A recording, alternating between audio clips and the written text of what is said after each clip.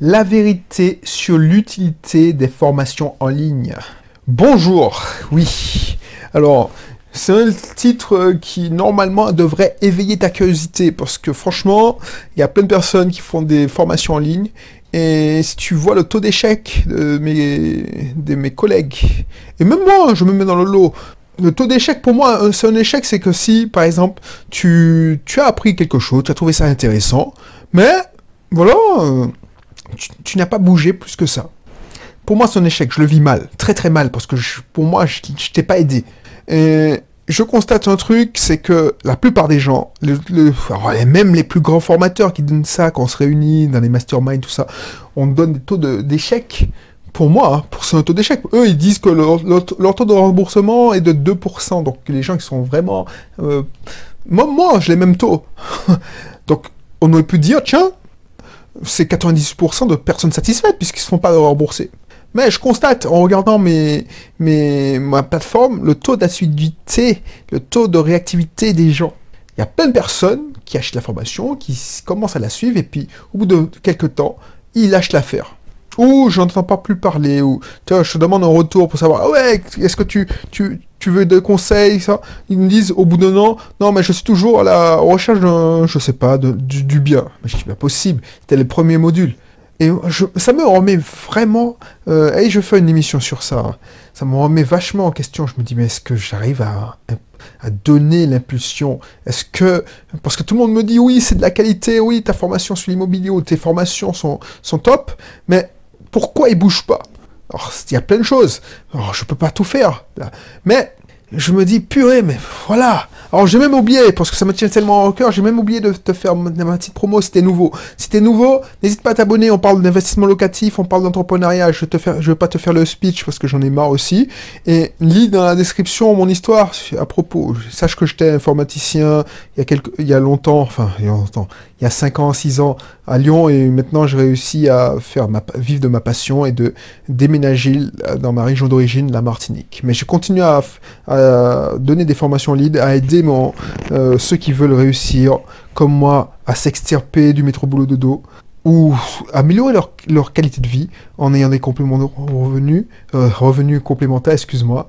Et voilà, et je te donne des éléments. Donc si ça t'intéresse, non seulement tu t'abonnes et tu cliques pour faire ça, sur abonner, quelle que soit la plateforme où tu te trouves, et tu télécharges un cursus, celui qui s'adapte plus à ton contexte. Voilà. Voilà, comme pour revenir à nos moutons, tu vois, j'ai fait mon truc chez l'expédié, voilà. Ça me fait chier quand même, parce que je n'ai pas un taux de réussite de 100%. Et quand j'entends qu'un tel, après ma formation sur l'immobilier, il n'a toujours pas... Alors, il y en a qui passent à l'action, ça me fait plaisir, je donne sans compter. Mais quand il y en a qui se trouvent des excuses, malgré que ça me saoule. Mais pourquoi? Oui, parce que j'ai pas trouvé le financement. Mais t'as pas essayé de trouver le financement. Oui, mais parce que j'ai plusieurs trucs à faire avant de le faire. Mais pourquoi? On avait un truc, on a mis en place un plan d'action. Pourquoi tu l'as pas mis en place? Il faut que je t'appelle tous les jours pour que tu le fasses. Pourtant, tu me payes une fortune. Pourquoi tu n'arrives pas? Et tu vois, des fois, je me dis, mais je lâche l'affaire parce que finalement, pourquoi je fais ça? Pourquoi je propose mon aide? Pourquoi j'ai l'ascension de tirer les gens? Mais j'ai pas envie de faire ça. Je suis juste le mec qui te montre la direction, parce que je l'ai fait par mon exemple, et puis je te donne des conseils pertinents si on ne parle en coaching ou en consulting. Je te donne des conseils pertinents, fais ça. Moi, à ta place, je ferai ça. Mais je t'oblige pas déjà. On met en place des plans d'action. Tu me dis que c'est intéressant ou pas. Tu me dis non, je pourrais pas le faire parce que c'est contre mes valeurs, ou je me sens pas capable parce que voilà, je suis trop timide, ou voilà, ou ok, pas de souci, on avance à... Alors, je disais la dernière fois que voilà, j'étais frustré parce que les gens n'investiraient pas avant. Alors, maintenant, justement, en te disant ça, je me suis... Alors, si tu veux savoir de quoi je parle, écoute la fin de l'émission de la précédente. Maintenant, j'avance au rythme. Mais pourquoi tu ne finis pas, par exemple, la formation? Est-ce que c'est... Et pourtant, je te demande, tu me fais des témoignages de malades. Certaines personnes qui me font des témoignages de malades, ils disent, ouais, c'est génial, et pourtant, elles ne passent pas à l'action. Après, je me pose la question, c'est ça, est-ce qu'une formation est vraiment utile? Et la conclusion, c'est ça. Une formation n'est utile que tu passes à l'action. Parce que là, si tu passes pas à l'action, tu as perdu ton argent. C'est pour ça que ça me frustre. Alors, tant mieux pour moi. Et encore, je fais pas ça pour l'argent. Mais franchement, alors je veux plus te dire, mais de quoi tu te plains? Il y a des gens qui te payent 6 mois, plusieurs centaines d'euros ou plusieurs milliers d'euros, et tu te passes ton temps à te faire des plans d'action qui ne suivent pas, donc ils vont continuer longtemps. Non, mais ça m'intéresse pas. Je préfère prendre quelqu'un 3 mois en coaching ou 1 mois en coaching, et puis voilà, il booste, ça percute, et puis ça devient un partenaire qui pourra justement, voilà, si on travaille ensemble en tant que infopreneur, ah ben, le mec, je l'ai résolu peut-être ses problèmes, parce que lui, il a aucun mal à aller vers les gens, il a aucun mal à faire du networking, du réseautage, si tu parles pas anglais, et moi, c'est mon problème. Je sais ce qu'il faut faire, mais je t'avoue qu'un gros problème chez moi, c'est que je n'arrive pas. Autant je suis mentalement fort pour aller, ça fait 3 ou 4 ans depuis. 3-4 ans que je vais au sport tout le temps. Enfin, tout le temps. 3 fois par semaine. Je suis mental, la volonté d'acier. Quand je dis que je mange de la nutrition, c'est boudoum. C'est tip top. Autant me bouger pour dire tiens, je vais faire du networking, du réseautage. Pouh, ça me saoule, je suis très bien, tellement bien chez moi. Alors tu vas me dire que il faut pas se forcer, mais de temps en temps il faut sortir de sa zone de confort. Donc du coup, là je vais travailler sur ça, c'est pour la petite histoire. Et voilà, alors qu'est-ce que je te disais? Et du coup, voilà, je préfère que tu me payes 1 mois où tu achètes une de mes formations et puis on discute au téléphone ou Skype et puis au bout de 2 mois c'est fini. Tu fais plus appel à mes services, tu dis bon, hé Belrix, voilà, on travaille ensemble maintenant, partenaire, 50-50, boum, et puis tu m'amènes, tu crées ton réseau moi, mais tu es une bille en technique, donc je te crée je te dépanne techniquement, des problèmes techniques, et puis on avance main dans la main. Tu vois, j'ai toujours marché comme ça, tu vois. Je me souviens que quand je faisais de la sono, c'était la sonorisation, mais mes potes, c'était des extravertis de malades. C'est-à-dire que les mecs, ils avaient la tchatch, tout ça. Et moi, j'étais plus introverti. Je t'avais raconté que moi, je mixais les danses à deux et puis eux, ils se déchaînaient sur les danses genre de dancehall. Donc c'était un travail, on était complémentaires. Donc les gars, ils avaient du succès avec les filles, parce que c'était mignon, tout ça. Et puis voilà, ils avaient la tchatch, ils avaient un réseau, donc ils me faisaient pas profiter. Et encore, j'étais le sauvage, donc je sais pas profiter comme j'aurais pu profiter de leur réseau pour... Mais voilà. Et eux, ils trouvaient leur compte parce que voilà, j'étais le gars qui était sérieux, qui les dépannait techniquement. Enfin, gagnant. Et moi, je recherche ça. C'est pour ça que j'ai lancé Business Photo en ligne. Business automatique. Tu vois, pour trouver des partenaires et des futurs partenaires. Bref. Et une formation, comme je te dis, n'est utile. C'est ça la vérité sur les formations en ligne. Une formation en ligne, mais la formation en présentiel. Un atelier n'est utile. Un séminaire n'est utile, ça marche partout. Un colloque n'est utile que si tu mets en place les actions qui vont avec. C'est ça qui me déprime quand tu vas dans des séminaires, les plus gros rassemblements d'infopreneuriat, le séminaire de, je sais pas, je vais pas citer le nom, mais les séminaires de 400 000 personnes sur l'indépendance financière, comment quitter la rat race. Oui, ce truc-là est génial, il y a une énergie de malade dans la salle. C'est super. Quand tu vas faire des trucs de networking, ben, c'est super, tu prends de l'énergie. Mais combien, dans la semaine d'après, seront tombés dans leur quotidien? Combien ont oublié? Il y a plein de personnes qui ont acheté des formations de malades à 1000, 2000 euros et qui passent pas à l'action. Ou ils passouillent à l'action. Quand je dis passouillent à l'action, c'est-à-dire que tu as fait un premier investissement parce que tu as eu la force, tu as eu l'énergie, et puis tu as fait ton premier investissement, c'est un accomplissement, et puis tu continues pas. Pourquoi tu continues pas? Tu vas me dire que tu as atteint un rêve, c'est-à-dire faire ton premier investissement locatif, mais pourquoi tu t'arrêtes là? Parce que moi, j'avais plus d'ambition pour toi. Moi, si tu achetais une de mes formations, c'est pas pour avoir un petit appartement à louer pour pour briller en ville, en société, mais créer un empire pour qu'à terme tu puisses faire comme moi, être indépendant financièrement. C'est tellement jouissif quand ton boss te met la pression, où les gens, ils ont peur, tu vois. Alors, les résultats ne sont pas au beau fixe aujourd'hui, il faudra se serrer la ceinture, il faut faire attention aux frais généraux, il faut... Et toi, tu te dis, oh, fuck off, quoi. Non, je m'en fous. Moi, j'ai mon loyer qui tombe et je veux augmenter mon patrimoine. Parce que c'est ça parce que t'as beau être cadre, t'as beau avoir un salaire qui tombe, t'as beau avoir bac plus 5, voilà, quoi. Tu es dans la merde si tu dois retrouver du boulot du jour au lendemain. Ou tu tombes si tu sais que c'est tendu au niveau boulot et puis que tu n'aimes pas faire un truc et puis on t'envoie en déplacement. Est-ce que tu aimais aller en déplacement? Moi, ça me faisait chier quand on m'envoyait en déplacement. En déplacement, ouais, il faut Belrix. Oh, on m'appelle pas Belrix. Mais voilà, il faut que tu partes à Bescott, en Angleterre, là. Oui, je t'envoie... Fuck off, quoi. Oh, il faut que tu montes à Paris.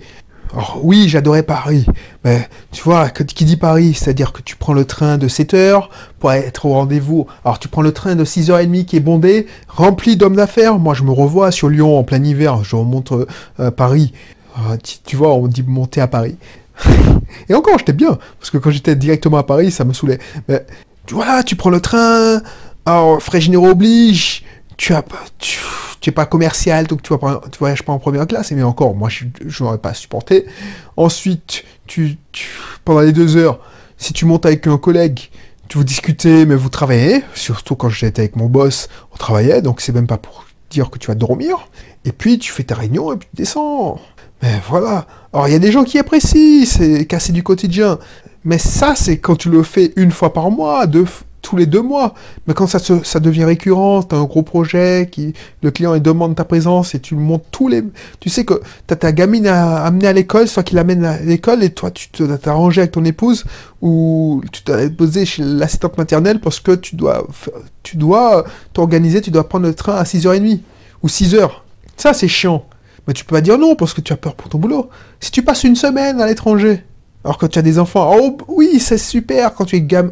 Moi, je demandais pas mieux quand j'allais à la vingtaine, je me mariais, je voyais du pays, je portais mon costard cravate, je parlais anglais, alors que je n'aimais pas l'anglais, mais bon, voilà, ça cassait le quotidien. Mais quand tu commences à avoir une vie de famille, tu dois t'arranger pour que tu es en déplacement, tu fais garder, si t'as pas les grands-parents, non, c'est bon quoi. Surtout si tu es une famille monoparentale, tu élèves, par exemple, si tu es une femme qui t'élève son fils seul, tu dois t'arranger, tu partir en déplacement. Non, c'est chiant, quoi. C'est chiant.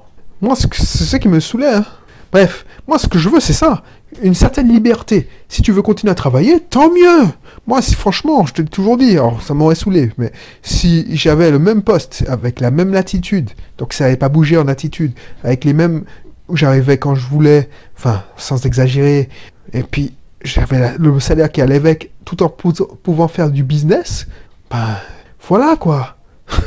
J'aurais pas bougé, mais là, je pouvais pas l'avoir. Donc, maintenant, je pourrais pas revenir en arrière, parce que je suis trop libre. Mais franchement, si tu connais pas la liberté, qu'offre travailler chez soi, à pouvoir te parler comme, voilà, à te parler tous les jours, quasiment, pour partager mes réflexions avec toi. Ça, c'est un plaisir. Ça, c'est un plaisir que je connaîtrais pas si je travaillais normalement, comme entre guillemets. Voilà. Donc, pense à ça. Pense à ça. Si tu prends une formation, mais quelle que soit, c'est même pas la mienne, quelle que soit, les gros boss, là, qui sont les A-players, par exemple, quand il y a certains qui font des lancements et qui font 2 millions de chiffre d'affaires, c'est-à-dire, et leur formation vaut 2000 euros, c'est-à-dire qu'il y a 1000 personnes, 2000 personnes qui ont acheté leur formation. C'est pas pour autant. Ils savent très bien qu'il y a quelques gars qui vont éclore tous les ans, et le reste, vont continuer à arriver. Et puis, ils vont avoir leur dose avec le séminaire, parce qu'il y a souvent des gens qui organisent des séminaires, ils vont avoir leur dose d'adrénaline, de sentiment d'appartenir à une communauté, de gars qui sont mieux que tous les autres, enfin que le commun des mortels, tous les ans, comme ça ils pourront mieux survivre l'année d'après. Puis effectivement, la plupart des gens vont passer à l'action au bon moment, mais moi, acheter un appartement seulement et ne pas faire autre chose, pour moi c'est pas passer à l'action. Donc, pour moi, si tu achètes une formation, tu investis 1000, 2000 euros, tu me payes du coaching, tu payes même 300 euros sur une formation, si tu passes pas à l'action, ça sert à rien. Tu as juste acheté du rêve. Après, il y a des gens qui qui aiment être shootés à la formation. C'est-à-dire qu'ils veulent pas passer à l'action, ils veulent être parfaits, ils sont trop perfectionnistes et ils veulent se sentir prêts pour passer à l'action. Mais tant que tu ne seras pas passé à l'action, tu ne seras jamais prêt. C'est en crevant qu'on apprend, je te l'ai dit. C'est l'apprentissage par l'action. Alors je te dis pas de pas te former pour éviter les embûches triviales. Ça sert à rien parce que tu vas te faire mal pour rien en fait. Mais tu auras toujours un truc à gérer. C'est pour ça que je travaille le mindset. Bref, donc c'est ça la vérité sur les formations en ligne, ou sur les séminaires, sur les colloques, les networking. Par exemple, quand tu vas... Moi, je suis mal placé pour le dire, je suis bien placé pour le dire parce que je le fais pas. Quand je vais en networking, quand j'allais en networking, et que je discutais avec la même personne parce que je le connaissais déjà, je sortais pas de ma zone de confort. Donc ça me servait à rien de faire ça. Oui, oh là là, ça va, et on passe toute l'après-midi ou toute la soirée avec la même personne. Ben non, quand tu vas sur le networking, il faut aller à 75% vers les gens que tu connais pas. C'est pas parce que tu fais ça que tu es un psychopathe ou un commercial aux dents longues. C'est que tu essaies de trouver le maximum de personnes qui vont accrocher avec toi. Et c'est pas parce que tu trouves quelqu'un qui accroche avec toi que tu vas le monopoliser. Tu gâches non seulement ta soirée, mais ta soirée de networking. Bref, donc il faut passer à l'action. Il faut passer à l'action. Et passer à l'action, par exemple, dans une soirée de networking, c'est d'être à l'affût et rencontrer le maximum de personnes. Quand tu passes à l'action, quand tu vas dans des séminaires, c'est justement pendant les pauses, faire du networking et pendant les séminaires, pendant les présentations, mettre en action, passer à l'action tout de suite, mettre en pratique, faire un plan d'action et t'en tenir la semaine d'après. Quand tu achètes une formation en ligne,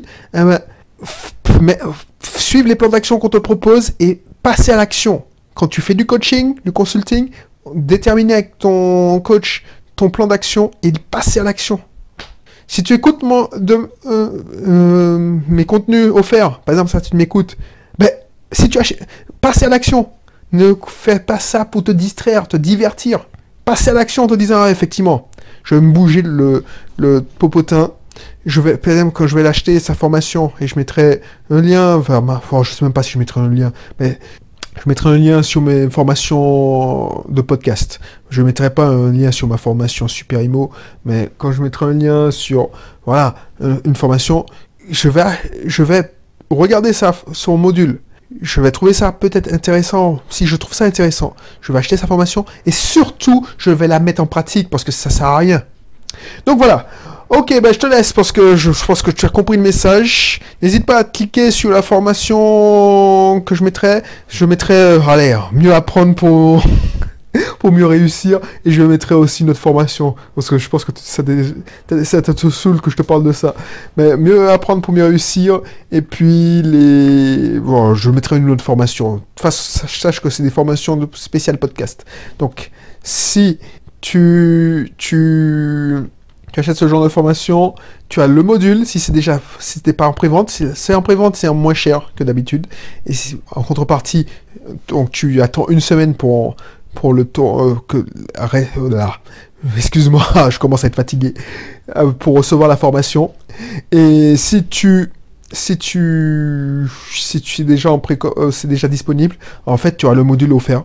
Donc, tu auras une idée de ce qu'on va faire dans cette formation. Tu auras une meilleure idée. De toute façon, tu vas gagner parce que tu vas apprendre et tu vas mettre en pratique parce qu'il y aura toujours un plan d'action dans le module 1, même si c'est offert, tu auras toujours un plan d'action. Donc, voilà. Donc, tu vas apprendre plein de choses. Donc, tu vas pas perdre ton temps, mais surtout mets en pratique. C'est ça la vérité sur les formations en ligne. Ça sert à rien de les acheter si tu mets pas en pratique. Économise ton fric. Allez, je te dis à bientôt pour un prochain contenu. Allez, bye bye.